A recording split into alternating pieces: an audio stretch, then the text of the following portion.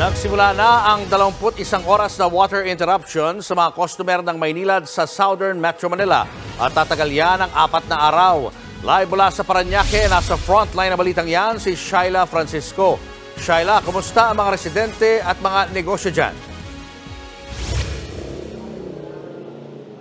Julius, 6 p.m. yung simula ng water interruption dito sa 4th Estate Subdivision sa Parañaque. Kaya nagsimula ng humina yung water pressure. Pero kahit tuluyan pa yung mawala, hindi na raw bago sa mga residente dito ang water interruption. Kaya kung makikita mo, dito sa salon na ito, may mga improvised water tanks na at may mga balde sa likod na ito na naka-ready na.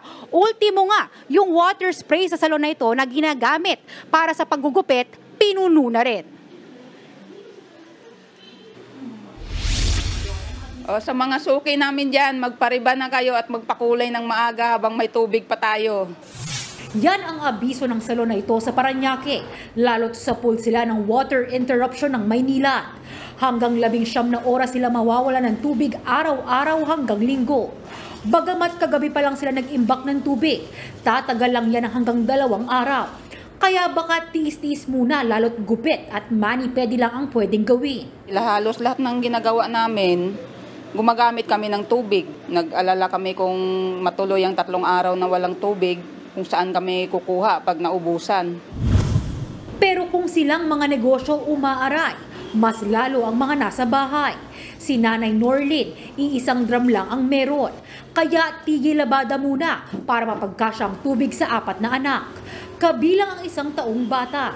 Problema yan lalo't masela ng mga bata sa sakit. Hindi rin naman kasi siya pwede matagal kasi di ba maraming kitikiti. Kaya hindi rin siya advisable na matagal ng ipon. Kasi yung, di ba, yung dengue, ano din sa mga bata. Yung security nila din kasi siyempre laging basa. Sa sobrang init, hindi mo kailangan talaga siyang paliguan. Kailangan mo siyang talaga kasi nga mas importante yung tubig sa kuryente kung tutuusin eh. Maglalaro ng 7 hanggang 21 oras na walang tubig ang Maynilad customers. Bukod sa Parañaque, damay din ang ilang lugar sa Muntinlupa, Las Piñas, Pasay at 5 lugar sa Cavite. Nasa 258,000 bahay ang apektado. Paliwanag ng Maynilad, magsasagawa ng maintenance at repair activities sa Putatan Water Treatment Plant bilang paghahanda sa amihan simula susunod na buwan. Sa panahon na yan kasi napapadalas ang water interruption, lalo't dumudumi ang tubig na pumapasok sa planta mula Laguna Lake kaya nababawasan ang produksyon. We want our plant to be in very good condition so that it can properly treat the raw water quality para ma-ensure na yung serbisyo patubig sa ating customers sa South ay hindi naaantalad. Nangyari ang water interruption sa gitna ng pagtaas ng level ng tubig sa Angat Dam kasabay ng pag-ulan. Ayon sa Maynilad, kahit sobra pa ang tubig sa Angat Dam, hindi naman yan madadala dito sa mga apektado ng water interruption ngayon. Una, walang malaking tubo na pwedeng pagdaluyan ng tubig mula Angat Dam papunta dito. Pangalawa, kahit gustuin man nila magtayo, wala nang pwesto mapaglalagyan. Kaya dito, sa mga water tank sila umaasa para mabilis maihatid ang tubig sa mga apektadong customers. Nasa lampas 60 tangke ang nakastasyon sa mga apektadong lugar at higit 100 mobile tanks ding nag-iikot.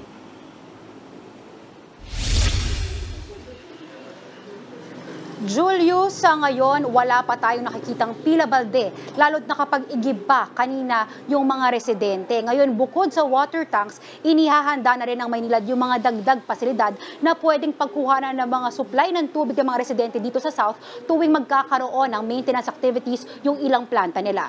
Julius? Maraming salamat, Shaila Francisco. Mga kapatid, Julius Babaw po. Huwag maging huli at maging una sa lahat ng balitaan.